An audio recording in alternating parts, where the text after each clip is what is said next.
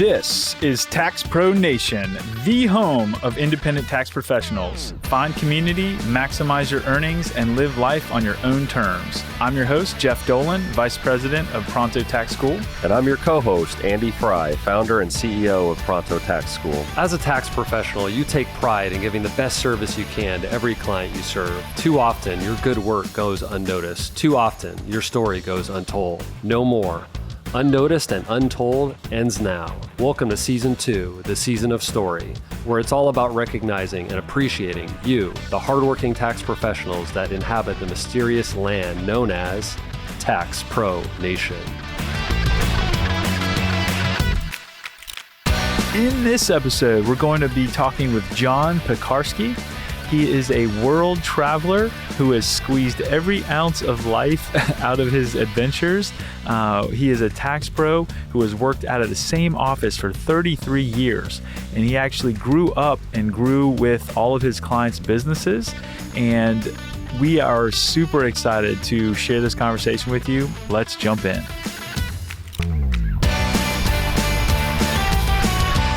John, good to hear from you. You too, sir. How you doing? I'm doing excellent. I got Andy here on the line as well. Hey, John, how's it going? How are you? Very well, sir. Yeah, doing well. Thanks for joining us today. So, John, this season, we are covering our member stories, and we appreciated your story that you sent in, and we wanted to kind of share it with the world and the greater tax pro community. So we wanted to have this conversation, record it, and share it, and hopefully share the ups and downs of your career and how you got into the business and kind of what you see as the future. So if that sounds good, we'll jump in. That's great. I appreciate you taking the time because I think the recognition of people like us is very important. There's a lot of people out there that are involved in the tax business, and I think that it's very important that they're recognized. Yeah, and that was kind of the impetus to do this season of story, we're calling it, and to do the story contest, John, is just feeling like we really aren't recognized regularly, I think, or if we are recognized at times, kind of recognized in a negative way. Whereas I think, on our best days, we're actually helping out people pretty significantly. And so, yeah, we're just excited to learn about kind of your particular way of doing that. I think it's been helping a lot of other members, John, to like hear each other's stories and kind of how we got into the business and what we like about it, what the main challenges are. So I think you'll relate to that well. So how did you, it's always interesting. There's so many different ways into this business, right? How did you get into this business? And maybe also why did you get into it? I got into the business back in 1982. I moved from Pennsylvania to California and opened a bookkeeping business. Graduated from Penn State with a degree in finance and wanted to use my brain for the business. I opened a bookkeeping business. And a couple of years later in 1984, I switched over and got into the tax side of it. And the reason I got into the tax side of it was because I had gone to a guy a couple of years to do taxes, and he was way overcharging me. So I found a niche that nobody else went after. Everybody wants the big kill, the big score, the big deal. But I went after people that couldn't quite pay that much. And it's paid off over the years because back then everybody was 19 and a surfer, and now they own downtown Huntington Beach. So now my specialty is corporations, partnerships, and LLCs. And nobody goes after that. But I also do a lot of forensic accounting as well as foreign transactions. And it's developed into that only because I started out with people that were making $10,000, $15,000, $20,000 a year, and now they're making millions. Wow. Yeah. So you really grew with your clientele, and you were, that Southern California market has certainly matured over the years. So, but you started out really by offering a low-priced service that was affordable to that market. And sounds like, you were kind of just getting started in your own business as well. So there must have been like a kind of a being able to relate to each other type of vibe. A lot of people are scared, John, as they get into the business about offering lower prices because they feel like they'll always be locked into that. But you obviously have been able to navigate that. What would you say to somebody that's concerned about that, maybe just getting into the business? Well, what I do is I don't usually raise my prices, but what I do is, and everybody knows prices go up. I usually preface the beginning of the tax season with everybody saying, costs do go up. The office rent went up. Software definitely went up. Education went up. Secretarial services go up. Outside services go up. Do you mind if I raise your taxes $20, $25, $50, whatever that may be, 10%, 5%, whatever that may be? And most people are pretty open to it. If they balk at it, I don't push it. Interesting. So you really do allow, even as you've been more successful and grown your business, you do allow clients to still be concerned about getting the same price or keeping their price lower, because a lot of tax pros, and especially a lot of the gurus, right, in the industry are like, get rid of those clients, that are concerned about price and things like that. But I know for my dad and like in our business and, kind of the older school maybe method of doing it is, respecting the fact that people do have budgets. Some people are very concerned about price. So it sounds like you still have that conversation with your clients even today. Yeah, very much so. Many people ask me, will I be able to be charged that next year? And I say, absolutely. I won't change it next year. I won't change it the year after unless I absolutely have to. But I let them be part of the decision-making process of how much they're going to pay. So if they start out at $100, it might be $200 in 10 years. But also, everyone's lives change. People go from single to married to kids to small business to rental properties and open corporations. And over time, their price will go up. And they know that as they, get into corporations and as they get into rental properties and things like that. Another thing I do is I don't charge per form. So a lot of people add on, $30 here, $40 there, like an a la carte type of thing. I don't do that because doing a Schedule A is only one more page. It might take 5 minutes. And a lot of people appreciate that because when you go into H&R Block or, to a CPA and you walk out of there, you feel like you got a gut punch. When you come out and you have $475 for basically $150 or $200 return. So John, did you go after the businesses like starting off, or were you basically just, the 1040s individual taxes starting off? Yeah, back then I was just getting my feet wet and I got into the business just going after 1040s, Schedule Cs, Schedule As. I didn't know a whole lot about corporations, but over the course of time, I discovered that a lot of people are opening corporations, have corporations. Probably 1 in 3 of my clients have a corporation. I'd say 1 in 2 of my clients have a corporation. I've run 630 clients and about 400 of them, I would say, have a corporation, a partnership, an LLC, sole proprietorship. And those are the people I cater to, but I also go after individuals as well because I've been in the business 36 years. Now, not only am I doing taxes for grandma and grandpa who started out, 34 years ago, now I'm doing the kids' taxes, Nice. the grandkids' taxes, the business taxes and things like that. So it's all grown into one big family. I've grown up with the family. I'm always in the middle of all the action. I have a real clear head going into when people die, when people deal with inheritances, when businesses open, when businesses close. And the numbers don't really mean a lot to me. It's the emotional side that a lot of people trust me because they call me first in order to sort out, grandma dying or mom dying. And there's one brother in the family that wants his money right now. And I go into that and I sort all that stuff out and talk to people on an individual basis and tell them exactly what the process is to go from start to finish. So good. That's so needed. It's such a good service. Well, because most people don't have that. And I think that's what we're just talking about, Jeff, about the recognition part of it, right? Because like a professional like John, when you're dealing with families like that and you're actually coming into those situations and whether you're calming it down, whether you're providing some clarity to people, you actually know that that really matters, right? But you rarely hear people talk about the professionals that are actually out there doing it.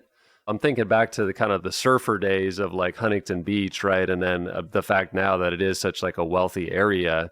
I mean, I think it's such a struggle as tax pros because you kind of feel like, or a lot of people struggle with this, I should say, that you need to quote, stay the same, right? It's kind of like, oh, you've like went uptown on me or you went like this. And so like, it's interesting to actually grow with your clientele. Before they were surfers, right? Now they're wealthy. Still surfers though. Yeah. Are they, that's what I was going to say though, are they still surfers, right? Like, are they still surfing? Oh yeah, absolutely. Good. Absolutely. Several of my clients, they own surf shops, bars, restaurants, souvenir stands, department stores. I don't think you ever stop being a surfer. No. Right? Like, I don't think it's something that you're just it stays in your blood. It's always in your blood. Yeah. Jeff was just out surfing on Friday. I told him to take the day off because the waves were really nice. So he only took a couple hours off, John. He didn't take like the full day off, but he did get out there at least. How strong do you think that niche part of the tax business is? Because you've mentioned several times, between you started out working with surfers and people that wanted a more affordable price. And then you mentioned you also kind of specialize in corps and LLCs. As we think of like client niches and groups and like not being the right fit for everybody, being a right fit for a particular group of people, how has that played out in your career? And what should we think about as tax pros looking at that issue? I don't go after a particular niche, but what happens is I'll get a business and I'll end up getting all the staff. Or I'll get one staff member from a company of 8 or 10 or 20 people. And then my name gets around because I charge a fair price. I can speak their language. Most businesses run the same. Everyone uses roughly the same write-offs and income streams and whatnot. So the numbers don't matter whether you're an automotive mechanic shop or a restaurant. Some people use, more supplies, more cost of goods sold. Some are more like a service business like us, where we only have education, office, outside services, secretarial services, postage, office expense, that type of thing. I kind of narrow it down as I talk to people and kind of get to know a little bit about their business. And I also, during like these slower times, October, November, December, I do a lot of free work during the year for these clients, because if I can help them now, by the time March comes around, I don't have to sit with them in their office for 2 hours and go over books that should have been straightened out back in October or November. Smart. When I can actually help them. And it sounds like, wow, you're doing a lot of pro bono work and free work. That creates a lot of goodwill among people, especially my clients, because I've been with most of them for 25 to 30 years. In fact, I have one that's 34 and one that's 35 years that I've been with. Wow. And those people have paid dividends. They're happy to pay me in April, because I've talked to them all year long. I've stayed in touch with many of my clients. Most people you only see once a year, but I'd say 50% of my clients I talk to at least twice a year, if not 10 times a year. And I don't charge for a phone call. I don't send out bills. I don't spend my time billing people, trying to send out bills every time I talk to somebody for 15 minutes, or every time I make a change or do an amended tax return. I can do an amended tax return in 15 minutes if I have to. And for that goodwill and for that change, something they may have overlooked, they appreciate that. And then I say, you know what, I'll just tack it on at the end of the year. And they don't mind if you charge them an extra $50 or $100 there at the end from something you might have helped them with in August or went out of your way in September for. It seems like that's your secret to your success, or partially that, because what I'm hearing is you're over communicating, or you're communicating in a way that gets referrals from their networks, whether it's their employees or their families, extended families. You're doing an excellent job, it sounds like, of communicating your value and getting those referrals. Can you share at all about that process and how you would go about doing that? Because I feel like, especially more introverted people, they want to do the work for their client, do an excellent job, but they're not trying to push beyond that necessarily and have the larger conversation about referrals and like, who else do you know? And kind of getting into that unfamiliar sales type of conversation. How do you communicate your value and actually get those referrals to happen? I think you don't have to ask for referrals. I think that referrals come to you. If you charge a fair price and show that you know what you're doing, I think that leads a lot of people to recommend you to their family, to their friends. They want to be the big man at work. They want to be the guy that has a guy, that knows a guy. Everybody has a guy that can do their plumbing. Everybody has a guy that can, fix their car. Everyone needs a tax guy. I lead a really interesting life. I own a bar, which I bought only because of the tax business. I did the guy's taxes he was one of my first clients in 1994. And I did his taxes until 2004 when he sold it to some guy who looked like Mo the bartender from The Simpsons. It's kind of interesting because it's down below my office, and it's I had my first drink there in 1982. Wow. Well, that has helped a lot with expanding my business as well, because during the morning you get a lot of alcoholics till 6 a.m. till 10 a.m. But from 10 till 6, it's all business people around Huntington Beach. They stop in between business and have a couple belts and then go on about their way. It's kind of like a Home Depot parking lot in the bar, because all the guys know each other. If you need a plumber, if you need someone to cater your daughter's wedding, if you need an attorney, if you know what I mean, they all come in. And then at night, it's more of a 21 to 40 crowd. I spend a little time down there talking to people because I'm always doing inventory and money and stuff like that as well. And these people know what I do. I've been up here so long, but I've only owned the bar for 4 years. But everybody knows that I'm that guy upstairs that everybody comes up and sees, whether it's taxes or any government form. And the reason that they bring the government forms to me, it might be back alimony, back child support, something from an inheritance, but that parlays itself into a tax consultation. And I'll take a look at this stuff for free. And it takes me 5 minutes to look over a alimony form or a wage garnishment form. But that opens the line of communications. And now I have somebody to talk to, and they like to know somebody that can deal with their money impartially. And that's me. Yeah, that's so cool. I mean, that's definitely a major differentiator right there. Yeah, for sure. It's like, this is my bar and my office is upstairs. Well, as a matter of fact, I have had a couple beers, so let me tell you about a couple tax problems that I have. Stop me if you've heard this one before.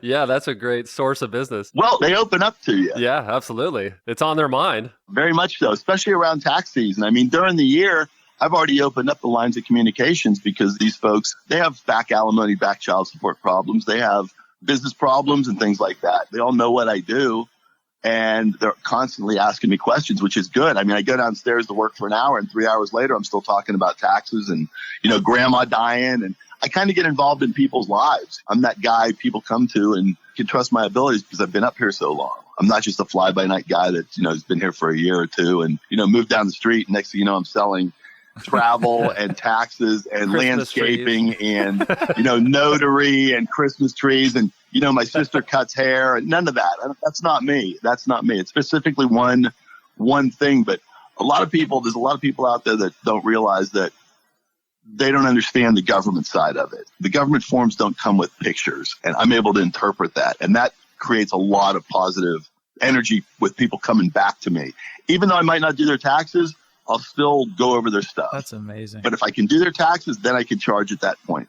And a lot of people are so fed up with being overcharged so much that, $200 is great for a tax return that takes me 45 minutes when they were charged $400 or $500 and will never go back to that guy in Newport Beach because they basically paid for his office and his BMW. Yeah, interesting. It sounds like we're actually overdue for a trip to John's bar. I know. There's a movie in there somewhere. It's like, got IRS problems? Come to the bar. Yeah, well, you got to go up that other staircase. You actually got to go over this other staircase. Don't use that main one. That's really cool, John. I mean, a bartender that comes up and is like, you need a drink? IRS, right? Well, I've been doing the bartender's taxes for so long that they just automatically, whenever they hear somebody with a problem, they just refer them to me. Oh man, you got lead gen going, you got networking. I mean, everything. Talk about marketing. I yeah. know, right? That's really cool, John. That's definitely a great differentiator from the client's point of view. And it's interesting with referrals, right? Because you're exactly right. I mean, people want to refer so that they look good socially. That they know a guy, they know a lady who will really take care of you. The man upstairs. Yeah, and he won't charge you an arm and a leg. He'll treat you right. Be really interesting to get your perspective, John, as both a bar owner, tax business owner, and just somebody that's deeply involved in the community. How has the whole COVID-19, like the kind of move away from the in-person and not being able to do that in the same way, what is your view and experience of that in this uniquely challenging year? There's a couple different ways I can go on that. Some of my regular customers, they have different lifestyles where they have parents that they live with or kids that they're worried about. So they would come in with their face masks and whatnot. But a lot of the guys downstairs, I mean, they look at it like at the bar, if Iraq didn't kill them, COVID's not going to kill them. It's a very fine line because, you look around and see people dying of COVID and whatnot. But honestly, out of all the people I know, and you guys probably know way more people than I do, I know 6 people that got COVID this year and they all recovered. And I know 8 people that got divorced. And kind of the beauty of that is when people get divorced and people die, my business expands because now sometimes I get 2 clients instead of 1. And when grandma dies, then I'm in the middle of an inheritance thing or financial problems or sorting out selling real estate and things like that. And so with COVID, it's kind of expanded my business and opened up my business because I can take clients on the phone. I can see them in person. I can do it online. All that stuff are avenues that have been opened up over the past 6 months. And so my business hasn't suffered. I'm actually having, believe it or not, after 36 years, I'm having the best tax season I've ever had. It's been expanded, having gone through, July 15th is the deadline and then October 15th. But one of the keys to my success is, besides what we're talking about, is I take clients at all hours. So if you want to get together on Saturday morning at 7 a.m. or Sunday night at 11 p.m. I've had clients come in here at 9, 10, 11 at night on Mondays. One guy came in last year. He's my same client every year for 10 years. Every April 15th, he'll come in on the 14th of April at midnight. I've been doing his taxes 10 years. He brings a bottle of wine in, and I can't tell him his number until he is done with the wine. He'll drink the entire bottle of wine, and I drink, but not during the tax season. That's hilarious. This year, because it was now 2:30 in the morning of my primest of prime times, because the 15th was the next day, I actually had a glass of wine with him for the first time in 10 years, just to finish off his bottle. I told him his numbers, and he was on his way by 2:30. But he was a happy camper because he spent a couple $100 on his taxes. We caught up on travel and food and things that we talk about, and he was on his way at 2:30 in the morning. But remember, everybody works different hours. Not everybody works 9 to 5 like my dad did.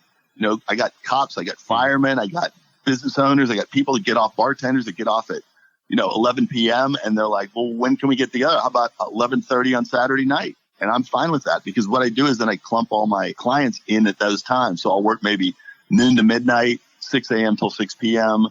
every day of the week, 7 days a week during the tax season.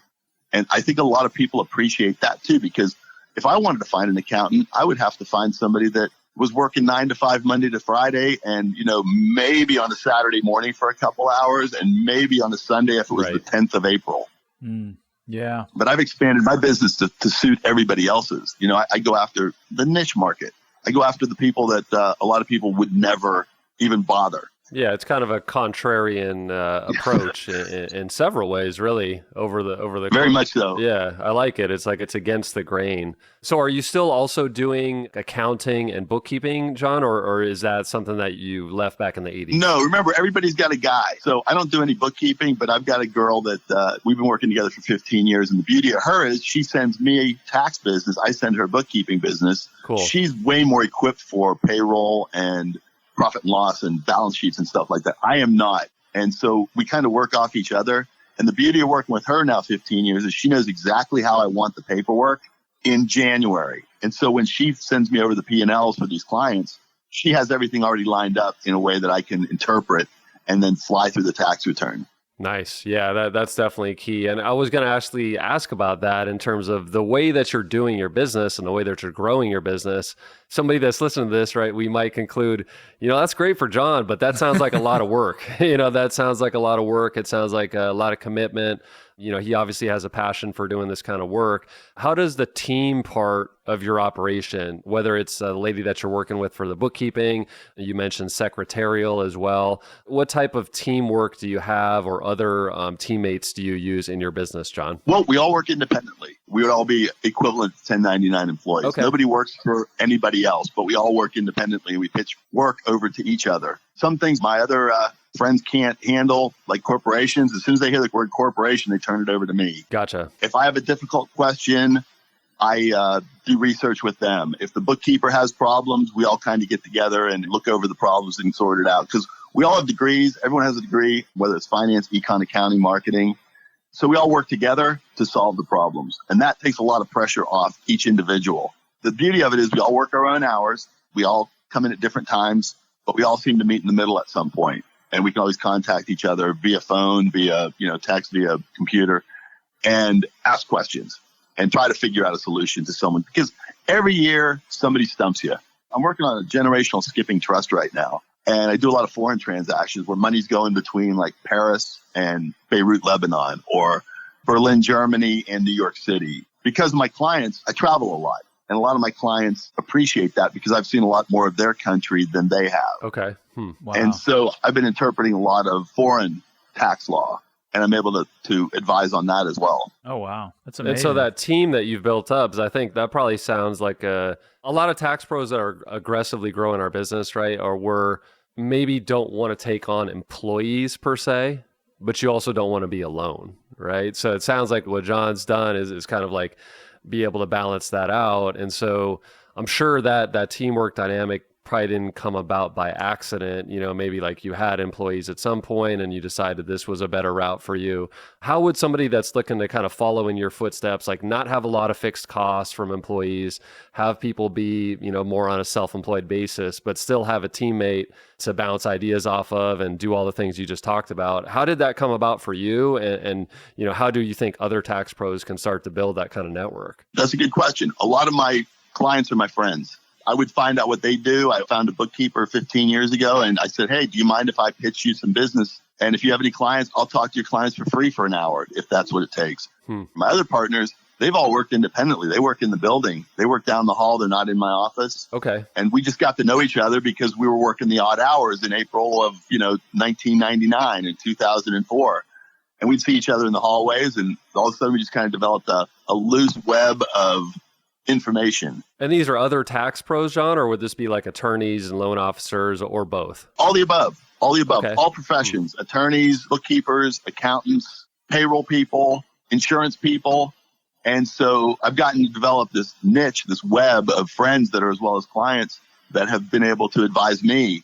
And we all talk to each other's clients for nothing because I may not be able to do bookkeeping, but I can at least pitch it over to one of my partners. Or I may not be able to do anything about insurance, but I can turn them over. And in turn, they have clients that might need tax services. That's great. Yeah. That works with any business. I mean, any business. Yeah. Caterers, lawyers, nurses. I got on years ago. I don't know if you're familiar with this area at all, but at Hoag Hospital and St. Joe's and St. Jude over in Anaheim, in Orange. And I got on the floor of one nurse. I had one nurse that was in pediatrics.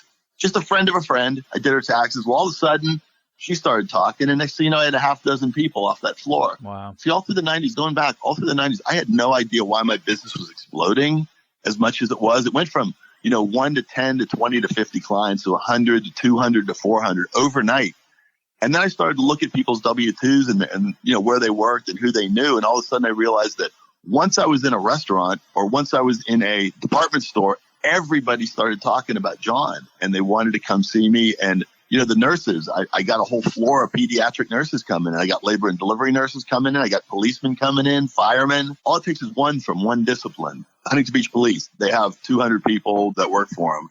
I have 7 of those clients of policemen, and I can speak their language because having talked to one, you kind of learn a little bit about each one's business, and you can talk about what they can write off, things that most people would not know about having known their business. Yeah, it makes sense. Same with nurses. I mean, a lot of people use the same stuff, education, equipment, supplies, but cops might have like uniforms, range fees, accessories, demos, that type of thing that someone would not be able to jog their memory on.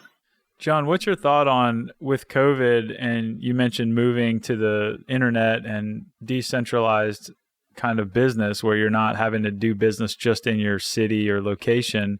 Has that allowed you to take those niches that you're mentioning with, firemen or police officers and expand out?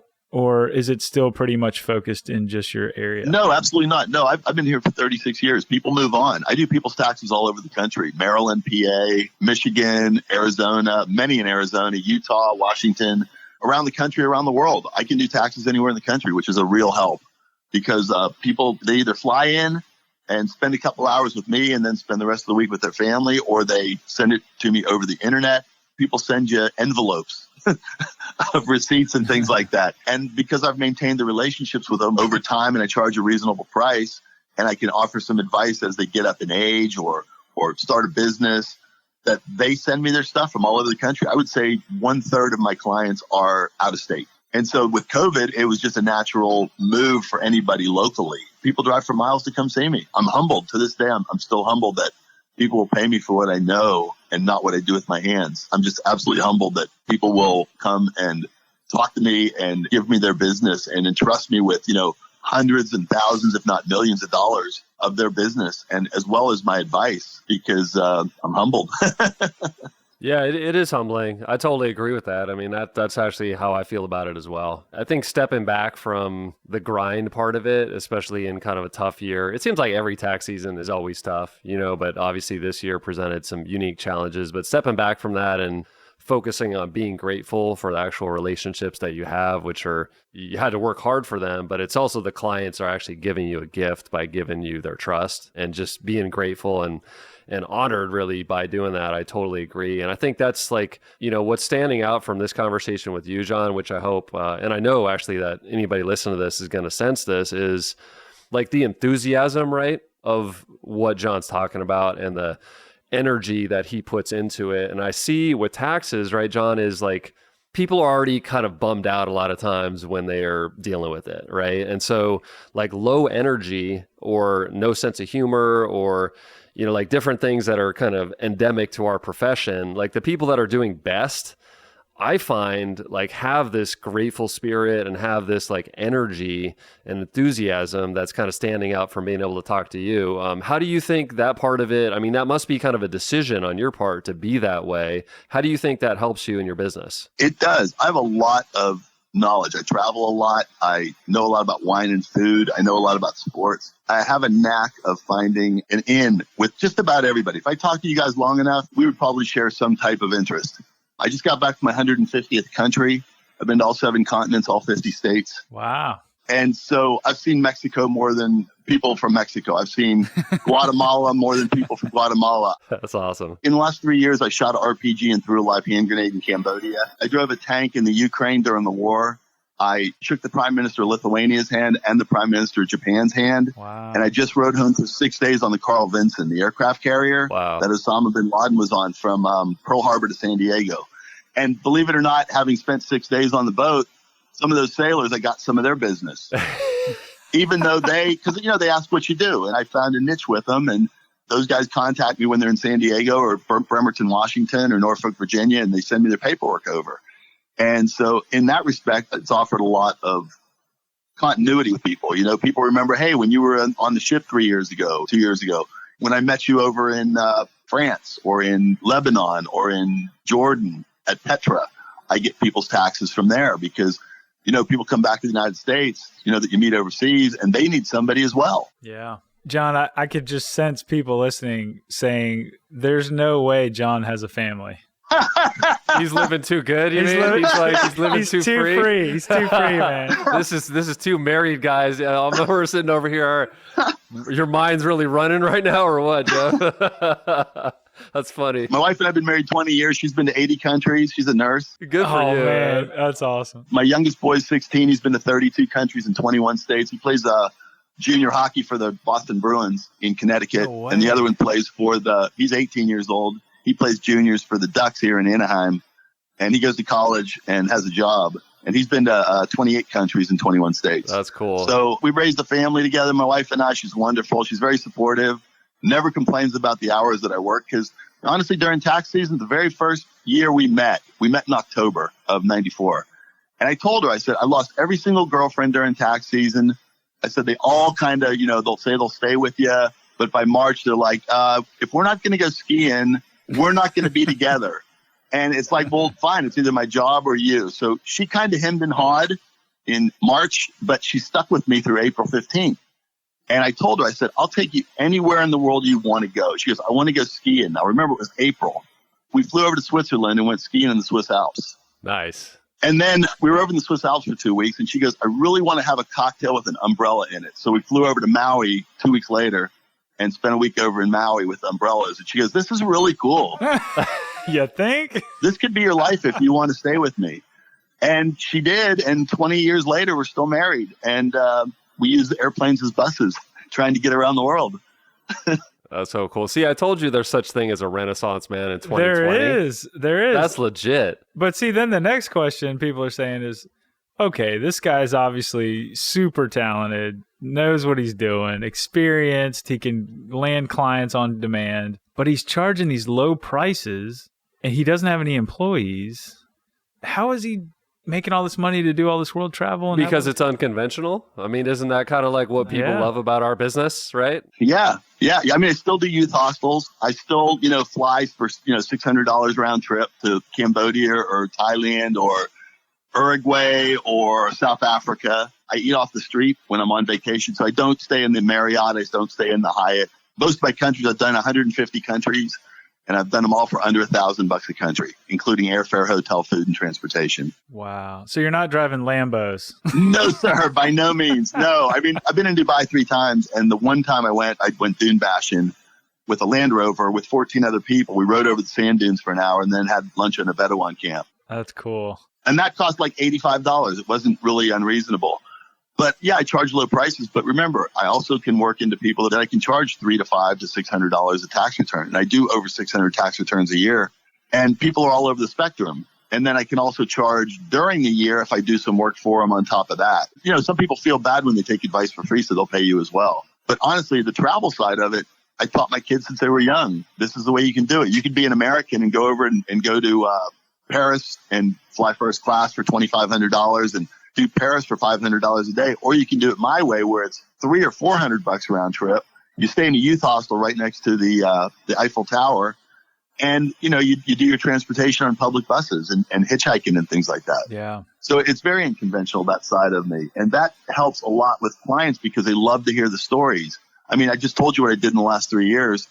I've got a story for every country. I went to Antarctica for my 40th birthday. My 50th birthday, I flew 24,000 miles around the world.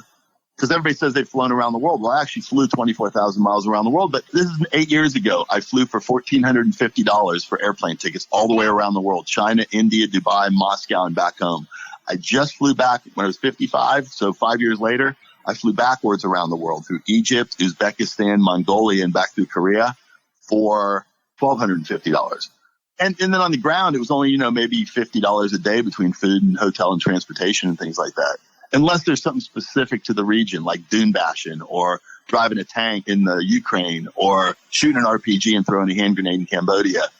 When in Rome, you have to do what the people do. Absolutely. I got on a few different kicks, and one of them was every wine region in the world. So I went to South Africa, Australia, New Zealand, France, Germany, Spain, Napa. And then I went to a place called Transnistria, which is in between Moldova and Romania. It's an old Soviet enclave with Lenin statues, Stalin statues, but their claim to fame is they're the Eastern Bloc's wine region. And so they have 2 million bottles of wine underground, and I drank 4 of them over the course of 4 days. And, went back to a throwback of what Russia used to be like when I first started going over to the Eastern Bloc back in 87, 88, 89 before the wall came down. That's got a burn going down. Then I got on a kick where I wanted to do every man-made natural wonders of the world. And that's how I ended up in Cambodia. I went to Angkor Wat. I went to the Great Wall. I went to the Taj Mahal. I went to the pyramids. But again, all these countries were $1,000 or less to do, unless there was something specific. Like the Taj Mahal was like $85 to get in, $80 to get in. But I stayed in hotels that were $6 and $7 a night. And my transportation was $1. I think the encouraging thing for anybody listening that is struggling right now with pricing and not charging enough. I think in other episodes we talked about, I'm not charging enough, right? And people are feeling guilty about that. And like, I can't actually live the life I want unless I charge these crazy prices. And they're trying to close that gap. John, what would you say to that person? Because obviously you're an example of how you made it work without doing that. Good question. You haven't earned it till you've earned it. If you think you need a specific lifestyle, you haven't earned it. You have to actually put the work in. Work with people, because people are just people. They're just like you and me. When they feel overcharged, they'll never come back to you. If they feel they were charged a fair price, they'll come back to you. And they'll send you more business from their family, their friends, their business associates, their business partners.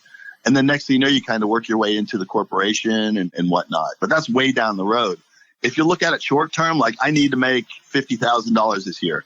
You might not do it unless you offer something specific like expanded hours. And I don't mean like, 9 o'clock at night on a Tuesday. I mean like work their hours. It's their life that you're going after. You're assuming responsibilities for these people that they don't open up to very well. You're right in the middle of it. And the one thing that I really missed at Penn State was not accounting, finance, and econ. It was the psychology of money. I don't understand why some people would jump out of a building if they owe $1,200, but like business people and people that understand money are like, oh, I owe $30,000. That's great. I thought I was going to owe 70. You know what I mean? You never know on any given day what people are going through with divorces and death. And, they might just come from a funeral and now they're getting their taxes done. Or they may just, their daughter's getting married, but she's only 17. You're in the middle of all that because you look at that and go, gosh, your daughter's getting married at 17. Well, now I can do a married filing joint return for her and her husband. Yeah, you're running the numbers. Yeah, the number side. I like that. You have to grow into it. That's the thing. You can't expect to make X amount of dollars the first year or the second year. When I first opened my business, I thought you got a degree, opened your business, hung your shingle out, and people walked by. Yeah. And nobody did. Right. So I got to know the people in my building, and I asked this one guy, I'm like, can I do your taxes this year? I'll charge you like $60. And he goes, that's fine. I'll let you do them. Well, I got him, his daughter, and his business. And then I got to know the people down at the bar, even though I didn't know them. And I got to know the owner of the bar. And he turned me on to a lot of his business people during the day. And I worked my way through college in the restaurant business as a waiter. And I worked for a company in Huntington Beach called Maxwell's. And I still work in the restaurant business at Ruth's Chris Steakhouse in Irvine a few days a week, just because people say, hey, what are you doing working here? And it's like, well, here's my business card. Here's my day job. And I get probably 10 to 15 new clients a year just from talking to customers at Ruth's Chris Steakhouse, Man, let alone the bar. Marketing mastermind over here. You have like literally 10 sources of leads coming in. Yeah. It's amazing. The problem is, fellas, I can't expand much more because people don't come in to see my partner. Right. They come in to see me because we've developed personal relationships over time. Right. I couldn't open up another office and say, hey, you know, it's good to see you, but I'm going to turn you over to Jeff today. They'd be like, well, no, we came to see you and you know our situation. That's my one barrier moving forward is I only have so many hours in a day just like you do. And I would like to expand and get bigger. And I still take on new clients. I never turn down business, whether the guy's going to do a $50 return or a $300 return. I never turn down business. But there is a certain point physically as well as mentally as well as time-wise that I just can't get any bigger. Yeah, it'd be interesting to see even from like this podcast episode, because I can already envision like listeners to this where it's hitting on a lot of my key words as far as like if I want to get into the tax business, like we help a lot of people, John, as you know, that have an existing job that they're like not really quite happy with, right? And they're trying to look at this as a different kind of lifestyle type of business. So John starts talking about 150 countries. You know, he starts talking about, you know, being married for 20 years, having kids that are involved in sports at a good level. So that means attending their games, you know, having flexibility to do all that. He's hitting on a lot of my, you know, my centers of my thought process. It's interesting from a culture point of view because people that are listening to this and they're hearing that, they're going to be able to hear your enthusiasm, right? They're going to be hearing the low or no cost ways to get clients just by being around town and having relationships with people, right? And building rapport with people on an aircraft carrier or wherever you might be, right? So, you know, other people, I think they can start to, while they'll never duplicate that, right? Like you can learn those skills. Like you can learn the skills of how to build rapport with pretty much anyone, right? And it's not taught in our schools, but if you listen to this podcast, right, and you start just picking up and trying it, right, you know, and like actually just doing it, you start to get some positive results. You start to get some clients with no advertising spend. I feel like that might be, you know, moving forward, John, it sounds like one of your biggest challenges is like, how do I keep growing while also creating opportunities for other people and not just taking on more work myself? Would you say that's kind of like one of your biggest challenges? Yeah, absolutely. I think that I appreciate the internet and I appreciate these blasts that people send out. You know, you too can, you know, get your taxes done. And the return on that, as far as advertising goes, might be 1 in 100 or 1 in 1,000, whatever that may be. But there's no substitution for shaking hands and kissing babies and learning about people and learning about their lives. And the thing that helps me a lot during the rest of the year that's not tax season, when I'm working at the restaurant, when I'm standing down at the bar talking to people, I can offer additional information to them because they don't have that background. They might be really good at what they do. And I tell everybody the same thing. I say, go out and do what you know how to do best. If you know how to pound nails, that's great. If you know how to, you know, fix a car, that's great.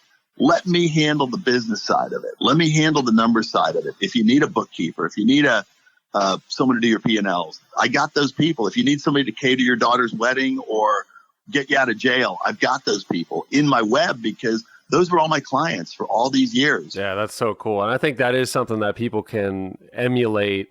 They won't duplicate it, right? But they will be able to emulate it. And even just from listening to that podcast, I think a lot of people will receive that message about, you know, it doesn't have to be so difficult and like laborious to be getting clients. You could just be enjoying your life and be out and be in contact with people, you know, be kissing babies, you know, in a whatever safe, you know, appropriate way. You know, you don't just go kiss somebody's baby without, you know. Yeah, please don't do that. Please don't do that. As a parent on the other end of that, just don't do that. But anyways, I think that's going to be episode 2. We'll have to get into that when we broadcast from John's bar. You know, that'll have to be part of kind of an episode 2 situation. Please do. I'll introduce you to all my friends. If you guys are ever down in the hood, man, you got to stop in my bar. It's been there for 42 years. And I've owned it for 4. I've got a 10-year lease with a 10-year option. So I'll be 75 by the time I get out of there. And I've been here 36 years and I really have no exit strategy because the thing about accountants is you either die or go to jail. There's no two ways about it. That's awesome. It's funny because it's true, because in this business, you're so privy to everybody's information. You either go to jail or you die, and you don't retire. And the guys that do retire are drooling in their mouth and stuff like that. That's like the best slogan to get into the business. It's like a real mind bender because you're like, oh, wait, like which one do I choose? You know, because you're such a trusted servant of your clients that if I had to turn my 600 clients over to other people, they would have heart attacks. Honestly, they wouldn't know where to start. Yeah, and that's a good selling point for having a good business, right? Because it's like the last thing I would want would be to ever not use your business. Not many businesses can say that, right? Yeah. So people want to, as we move towards kind of wrapping up this call, which has been a lot of fun. Thank you so much, Sean. Is if people wanted to, let's say, visit your bar or learn more about your business, what's your bar name and your business name, and how could people find out more about what you do? The bar name is called Shooters Sports Bar. It's in Huntington Beach. It's been there since 1978. It's right on Beach Boulevard in Ellis in Huntington. I've been in my office upstairs for 36 years. My email address is johnpthetaxman@gmail.com. If you're ever in the neighborhood, I'd be honored. Please stop in, ask for me. My phone number is 714-296-5677, and the office is 714-962-6869. And you can reach me at all hours. I work day and night. Weekends, weekdays. I always return your call within a day, and I always have good advice, if not some connection, such as travel, food, wine, sports, that we can always talk about as well. And good wine, good drinks. Yeah, well, the beauty of working at Ruth's Chris Steakhouse is you drink the best wine in the world. Yeah. And you're dealing with people that have unlimited amounts of money. And I get a job offer once a month. Well, you should come work for me. I'm like, if I do that, I'm going to have to quit a job. Yeah. Then they tell you how much they're going to pay, and you're like, you got to be kidding me. That's it? You know what I mean?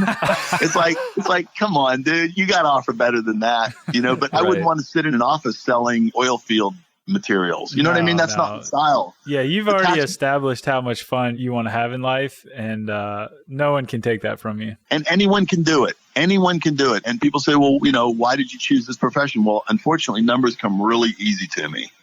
Ever since I was little, numbers came easy to me. And the theory behind, the economic theory of tax is fascinating. I had 30 units of accounting at Penn State, and I had 30 units of econ. And those classes together me up for life as far as numbers went, as far as theory went.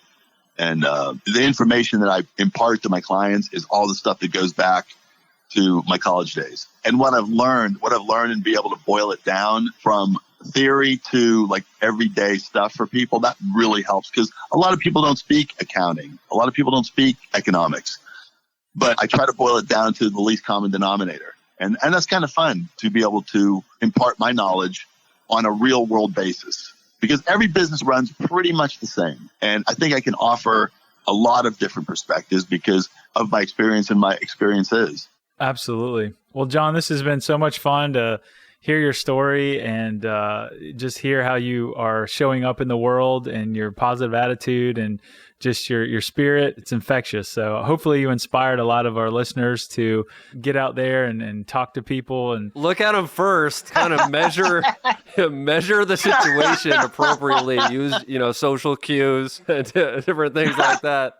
But anyway, thank you so much for being on, John. We really had a lot of fun, and definitely when we're in town, we'll stop by. I'm so glad. It would be an honor. You got my number. Please give me a call. Let me know. I'm around in the morning. I open at 6 a.m. I'm open till midnight. I'll get you drunk before work or something like that, and we'll catch up and watch some football or something. That's awesome. Thank you, John. Appreciate you, man. Thank you so much. I appreciate you taking the time. Thank you so much. You've been great.